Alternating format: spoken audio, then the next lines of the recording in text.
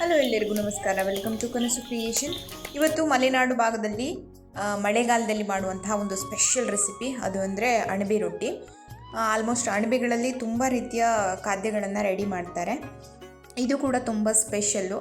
So Malenadu ಜನರಿಗೆ ಮಳೆಗಾಲ ಅನ್ನೋದು ಕೂಡ ಒಂದು ಸ್ಪೆಷಲ್ಲು. ಅದರಲ್ಲಿ ಅಣಬೆ ಸಿಗುತ್ತಲ್ಲ, ಅದು ಇನ್ನೂ ಸ್ಪೆಷಲ್ಲು. ಸೊ ಅಣಬೆ ಏಳುವ ಟೈಮಲ್ಲಿ ಎಲ್ಲರೂ ಗುಡ್ಡ ಬೆಟ್ಟಗಳನ್ನು ಹತ್ತಿಕೊಂಡು ತುಂಬ ಹುಡುಕಾಡ್ತಾರೆ ಅಣಬೆಗೋಸ್ಕರ. ಅದು ಸಿಕ್ಕಿದ್ರೆ ಅವತ್ತು ಹಬ್ಬ ಅಂತಲೇ ಹೇಳ್ಬೋದು. ಸೊ ಇವತ್ತು ಈ ಅಣಬೆಯಲ್ಲಿ ಒಂದು ವಿಶೇಷವಾದಂತಹ ರುಚಿಯಾದಂತಹ ಒಂದು ರೆಸಿಪಿಯನ್ನು ಮಾಡ್ತಾ ಇದ್ದೇವೆ. ಸೊ ನಿಮ್ಮೊಟ್ಟಿಗೆ ಶೇರ್ ಮಾಡ್ತಾ ಇದ್ದೇನೆ. ಹಾಗಿದ್ರೆ ಹೇಗೆ ಮಾಡುವಂತ ನೋಡೋಣ ಬನ್ನಿ. ಸೊ ಫಸ್ಟು ಇಲ್ಲಿ ನಾವು ಅಣಬೆಯನ್ನು ತಗೊಂಡು, ಇದು ನಮಗೆ ಒಬ್ಬರು ನಮ್ಮೂರವ್ರು ತಂದು ಕೊಟ್ಟಿದ್ರು. ಸೊ ಆ ಅಣಬೆಯನ್ನು ನೀಟಾಗಿ ಕ್ಲೀನ್ ಮಾಡಿ ತೊಳೆದು ಇದನ್ನು ಚಿಕ್ಕ ಚಿಕ್ಕ ಪೀಸ್ಗಳಾಗಿ ಈ ಥರ ಹೆಚ್ಚಿಟ್ಕೊಳ್ಬೇಕು. ಸ್ವಲ್ಪ ದೊಡ್ಡ ಪೀಸ್ ಇದ್ರೇ ಬಾಯಿಗೆ ಸಿಗುತ್ತೆ, ತುಂಬ ಚೆನ್ನಾಗಿರುತ್ತೆ ತಿನ್ನಲಿಕ್ಕೆ. ಹಾಗೆ ಇಲ್ಲಿ ನಾವು 3 ಈರುಳ್ಳಿ ಹಾಗೆ ಒಂದು ಅರ್ಧ ಭಾಗದಷ್ಟು ಕಾಯಿ ಕಡಿಯ ತುರಿಯನ್ನು ತಗೊಂಡಿದ್ದೇವೆ. ಇದಿಷ್ಟು ಐಟಮ್ ಬೇಕು. ಓಕೆ, ಎಲ್ಲವನ್ನ ಹೆಚ್ಚಿ ನೀಟಾಗಿ ರೆಡಿ ಮಾಡಿ ಇಟ್ಕೊಂಡಾದಮೇಲೆ ನಾವು ಈಗ ಒಂದು ಪಾತ್ರೆಯನ್ನು ತಗೊಂಡು ಅದನ್ನು ಇದಕ್ಕೆ ಟ್ರಾನ್ಸ್ಫರ್ ಮಾಡ್ಕೊಳ್ಬೇಕು. ಫಸ್ಟು ಅಣಬೆ ಹಾಗೆ ಈರುಳ್ಳಿ ಕಾಯಿ ತುರಿ ಎಲ್ಲವನ್ನು ಚೆನ್ನಾಗಿ ಮಿಕ್ಸ್ ಮಾಡ್ಕೊಳ್ಳೋ ಥರ ಒಂದು ದೊಡ್ಡ ಬೌಲ್ ತಗೊಂಡು ಅದಕ್ಕೆ ಹಾಕ್ಕೊಳ್ಬೇಕು. ನಂತರ ಅದಕ್ಕೆ ನಾವಿಲ್ಲಿ ರುಚಿಗೆ ತಕ್ಕಷ್ಟ ಉಪ್ಪನ್ನು ಹಾಕ್ಕೊಂಡಿದ್ದೇವೆ.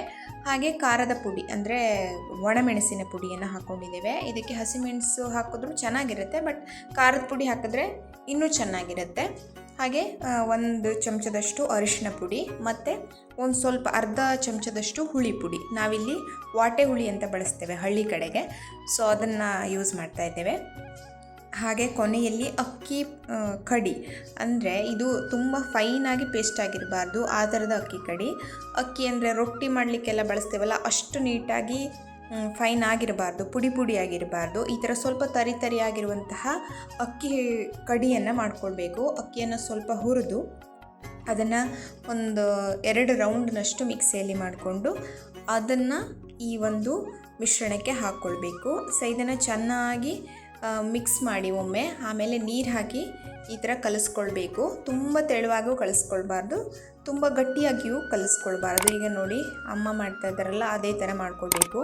ಸೊ ನಮ್ಮ ಹಳ್ಳಿ ಕಡೆಗೆ ಇದನ್ನು ಕೈಯಲ್ಲೇ ಮಾಡೋದು, ಏನು ಸ್ಪೂನಲ್ಲೋ ಅಥವಾ ಹುಟ್ಟು ತೊಗೊಂಡು ಮಾಡೋದ್ರಿಂದ ಇದೇನು ಅಷ್ಟು ನೀಟಾಗಿ ಬರಲ್ಲ. ಸೊ ಎಲ್ಲ ಮಿಕ್ಸ್ ಆಗಬೇಕಂದ್ರೆ ಈ ಥರ ಕೈಯಲ್ಲೇ ನೀಟಾಗಿ ಕಲಿಸ್ಕೊಳ್ಬೇಕಾಗತ್ತೆ. ನೋಡಿ ಈ ಥರ ರೆಡಿ ಆಗಬೇಕಿದು. ಇದಾದ ತಕ್ಷಣ ಒಂದು 10 ರಿಂದ 15 ನಿಮಿಷ ಇದನ್ನು ರೆಸ್ಟಿಗೆ ಬಿಟ್ಬಿಡಬೇಕು. ಈ ಥರ ಮುಚ್ಚಿ ಒಂದು ಸೈಡಲ್ಲಿ ಇಟ್ಬಿಡಬೇಕು. ಸೊ ನಾವು ಆ ಮಿಶ್ರಣಕ್ಕೆ ಒಂದು ಸಣ್ಣ ಮಸಾಲೆ ಪೌಡ್ರನ್ನು ರೆಡಿ ಮಾಡ್ಕೊಳ್ಬೇಕು. ಅದಕ್ಕೆ ಏನಿಲ್ಲ, ಒಂದು ಬಾಣಲೆ ತೊಗೊಂಡು ಅದಕ್ಕೆ 2 ಚಮಚ ಜೀರಿಗೆ, 1 ಚಮಚ ಸಾಸಿವೆ, ಹಾಗೆ ಒಂದು 2 ರಿಂದ 3 ಚಮಚದಷ್ಟು ಕೊತ್ತಂಬರಿ ಕಾಳನ್ನು ಹಾಕಿ ಚೆನ್ನಾಗಿ ಫ್ರೈ ಮಾಡಿಕೊಂಡು ಅದನ್ನು ಒಂದು ಸ್ವಲ್ಪ ಹೊತ್ತು ಆರಲಿಕ್ಕೆ ಅಂದರೆ ತಣ್ಣಗಾಗಲಿ ಬಿಡಬೇಕು. ಇವಾಗ ತಣ್ಣದಾದಮೇಲೆ ಇದಕ್ಕೆ 1 ಮುಷ್ಟಿಯಷ್ಟು ಹುರಿದ ಅಕ್ಕಿಯನ್ನು ಹಾಕ್ಕೊಳ್ಬೇಕು.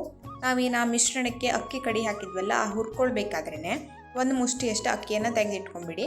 ಸೊ ಇದನ್ನು ತರಿಯಾಗಿ ಪುಡಿ ಮಾಡ್ಕೊಳ್ಬೇಕು. ಫೈನಾಗಿ ಅಂದರೆ ಪುಡಿ ಆಗೋದೇನು ಬೇಕಾಗಿಲ್ಲ, ತರಿಯಾಗಿದ್ದರೆ ಸಾಕು. ಇದನ್ನು ನಾವೇನು ರೆಸ್ಟ್ ಮಾಡಲಿಕ್ಕೆ ಇಟ್ಟಿದ್ವಲ್ಲ, ಆ ಮಿಶ್ರಣಕ್ಕೆ ಹಾಕಿ ಚೆನ್ನಾಗಿ ಮತ್ತೊಮ್ಮೆ ಮಿಕ್ಸ್ ಕೊಟ್ಕೊಳ್ಬೇಕು.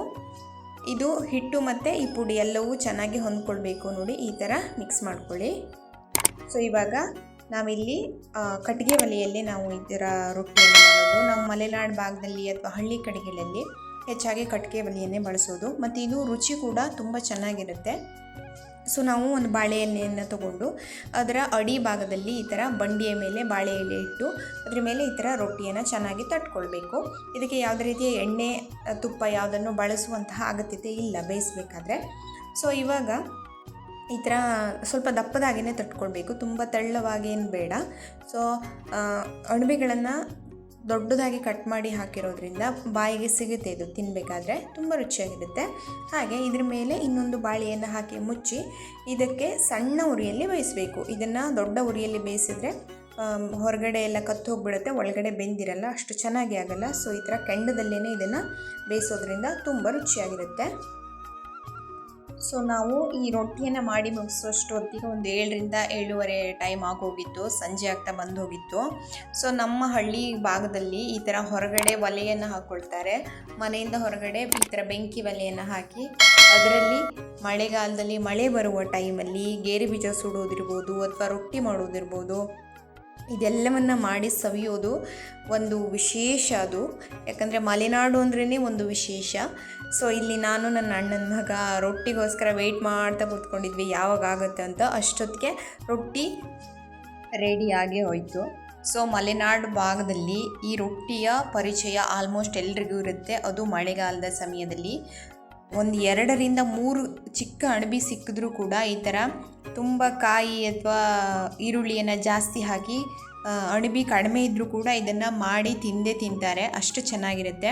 ಇದು ಸ್ವಲ್ಪ ದಪ್ಪವಾಗಿ ಇರೋದ್ರಿಂದ ಈ ಥರ ನೋಡಿ ಒಳಗಡೆ ಅಣಬೆ ಸಿಗೋದ್ರಿಂದ ಈರುಳ್ಳಿ, ಕಾಯಿ ತುರಿ, ಅಣಬೆ ಜೊತೆಗೆ ಮಿಶ್ರಣ ಮಾಡಿ ತಿನ್ನೋದ್ರಿಂದ ತುಂಬ ಅಂದರೆ ತುಂಬ ರುಚಿಯಾಗಿರುತ್ತೆ. ಸೊ ಇದನ್ನು ಮಾಡಿ ತಿಂದವರಿಗೆ ಅದರ ಅನುಭವ ಗೊತ್ತಿರುತ್ತೆ. ಸೊ ನೀವೇನಾದರೂ ಮಲೆನಾಡಿಗರಾಗಿದ್ದರೆ ಇದನ್ನೇನಾದರೂ ಮಾಡಿ ತಿಂದಿದ್ರೆ ದಯವಿಟ್ಟು ಕಮೆಂಟ್ ಬಾಕ್ಸ್ ಮೂಲಕ ತಿಳಿಸಿ. ಹಾಗೆ ಈ ಒಂದು ಹಿಟ್ಟಿನಿಂದ ಇನ್ನೊಂದು ಹೊಸ ರೀತಿಯ ರೆಸಿಪಿಯನ್ನು ನಾವು ಮಾಡಿದ್ದೇವೆ, ಅದನ್ನು ನೆಕ್ಸ್ಟ್ ವಿಡಿಯೋದಲ್ಲಿ ಅಪ್ಲೋಡ್ ಮಾಡ್ತೇನೆ. ಹಾಗೆ ಈ ರೊಟ್ಟಿಯನ್ನು ನೀವು ಹಾಗೇ ತಿನ್ಬೋದು. ಅಂದರೆ ಇದಕ್ಕೆ ಯಾವುದೇ ರೀತಿಯ ಸೈಡಲ್ಲಿ ಚಟ್ನಿ ಇರ್ಬೋದು, ಸಾಂಬಾರು ಯಾವುದರ ಅವಶ್ಯಕತೆಯೂ ಇಲ್ಲ. ಇದಕ್ಕೆ ಎಣ್ಣೆನೂ ಕೂಡ ಹಾಕಲಿಲ್ಲ, ಅಷ್ಟು ಚೆನ್ನಾಗಿ ಮಾಡಿರೋದು, ಆರೋಗ್ಯವಾಗಿರುತ್ತೆ. ಅಣಬೆಯಲ್ಲಿ ಒಂದಿಷ್ಟು ಹೆಲ್ತ್ ಬೆನಿಫಿಟ್ಸ್ ಇದೆ, ಅದು ಆಲ್ಮೋಸ್ಟ್ ಎಲ್ರಿಗೂ ಗೊತ್ತಿರುತ್ತೆ. ಸೊ ನಮಗೆ ಹಳ್ಳಿ ಕಡೆ ನ್ಯಾಚುರಲ್ ಆಗಿ ಸಿಗುವಂತಹ ಅಣಬೆಗಳಲ್ಲಿ ಹೈ ಪ್ರೋಟೀನ್ ಇರೋದ್ರಿಂದ ಇದು ದೇಹಕ್ಕೂ ಕೂಡ ತುಂಬ ಒಳ್ಳೆಯದು. ಸೊ ನೀವು ಇದರ ಜೊತೆಗೆ ಕೊಬ್ಬರಿ ಎಣ್ಣೆಯನ್ನು ಹಾಕಿ ತಿನ್ನೋದ್ರಿಂದ ಇನ್ನೂ ಅದ್ಭುತವಾಗಿರುತ್ತೆ ರುಚಿ. ಹಾಗೆ ಚಟ್ನಿ ಜೊತೆಗೂ ತಿನ್ಬೋದು, ಇಲ್ಲಾಂದರೆ ಹಾಗೆ ಕೂಡ ತಿನ್ಬೋದು. ಅಷ್ಟು ಅದ್ಭುತವಾಗಿರುತ್ತೆ ಇದರ ರುಚಿ. ವಿಡಿಯೋ ನೋಡಿದಂತಹ ಎಲ್ಲರಿಗೂ ಕೂಡ ಧನ್ಯವಾದಗಳು. ಈ ಥರ ಮಲೆನಾಡಿನ ವಿಷಯಗಳನ್ನು ಶೇರ್ ಮಾಡಿಕೊಡ್ಲಿಕ್ಕೆ ತುಂಬ ಅಂದರೆ ನಾವು ಮಲೆನಾಡಿಗರಾಗಿ ಹೆಮ್ಮೆಯೂ ಆಗುತ್ತೆ, ಹಾಗೆ ಖುಷಿನೂ ಆಗುತ್ತೆ. ಇನ್ನೊಂದು ಹೊಸ ವಿಡಿಯೋದೊಂದಿಗೆ ನಾನು ನಿಮ್ಮನ್ನು ಮತ್ತೆ ಭೇಟಿ ಆಗ್ತೇನೆ. ನೀವೇನಾದರೂ ನನ್ನ ಚಾನಲನ್ನು ಮೊದಲನೇ ಬಾರಿ ನೋಡ್ತಾ ಇದ್ದರೆ ದಯವಿಟ್ಟು ಲೈಕ್ ಮಾಡಿ, ಶೇರ್ ಮಾಡಿ, ಹಾಗೆ ಕಮೆಂಟ್ ಮಾಡಿ, ಮತ್ತು ನಿಮ್ಮ ಫ್ಯಾಮಿಲಿ ಹಾಗೆ ಫ್ರೆಂಡ್ಸ್ ಜೊತೆಗೆ ಶೇರ್ ಮಾಡಿ ಅಂತ ಹೇಳ್ತಾ ಮತ್ತೊಂದು ವಿಡಿಯೋದಲ್ಲಿ ಸಿಗ್ತೇನೆ. ವಿಡಿಯೋ ನೋಡಿದಂಥ ಎಲ್ಲರಿಗೂ ಕೂಡ ತುಂಬ ಹೃದಯದ ಧನ್ಯವಾದಗಳು. ಟೇಕ್ ಕೇರ್, ಬಾಯ್.